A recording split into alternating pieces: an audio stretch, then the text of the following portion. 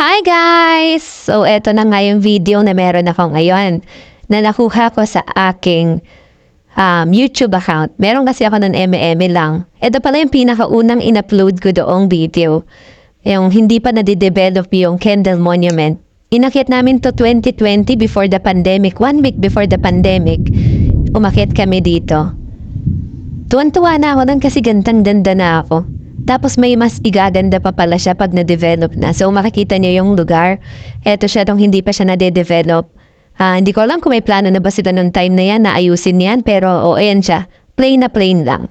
Puro lupa, wala ka makikitang semento. At yung candle niya, yung monument, ayun lang siya. Nakatayo lang siya doon. Puro puno pa siya. Then, mahirap pa rin siya akyatin lalo na siguro kung umulan dahil baka maputek ganon. Sakto lang yung akyat namin noon is kainitan ng araw at eto na nga siya ngayon. 'Di ba? Ang laki ng ginanda niyang lalo. Sementado na siya. Kumbaga naging center of attraction talaga yung Kendall na monument. Ang sarap na diyang mag-selfie. Ang sarap gumawa ng videos. 'Di ba? Kita naman yung difference ng dalawa. Hindi lang siya basta sinemento, pero kumbaga talagang dinevelop talaga siya ng maganda. Sa pagkakatanda ko, parang mayor yung gumawa niya. Flores din on DRT. Gagaling talaga yung mga Flores no? At pati yung pag-akyat niya, yung hagdan, yan, sementado na rin siya. Meron na siyang, sementadong hagdan, ganon.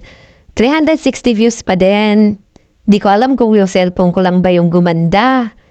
Kasi yung kuhawa, yung una medyo madilim pero mas maganda talaga yung ngayon. Kumbaga kasi mas safe na aakyat ka. Tuwa lang ako kasi naakyat namin to ng sama-sama naming magkakapatid.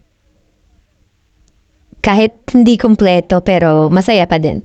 Ako tuwa lang kasi meron kaming memories na ganito na pwede naming i-keep. Lang kasi ulit namin naranasan yung ganito na mamasyal ng sama-sama.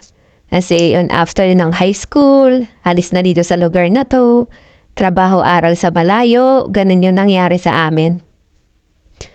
So, eto isa sa mga memories na ikikip namin na meron kami. Diba, nakita niyo naman yung pagkakaiba? Balik tayo dun sa Kendall Monument. Diba? Ang ganda niya. Nakakatuwa lang. Kasi, pag akyat mo sa taas, meron palang ganitong klaseng view. Meron kang makikitang ganitong lugar.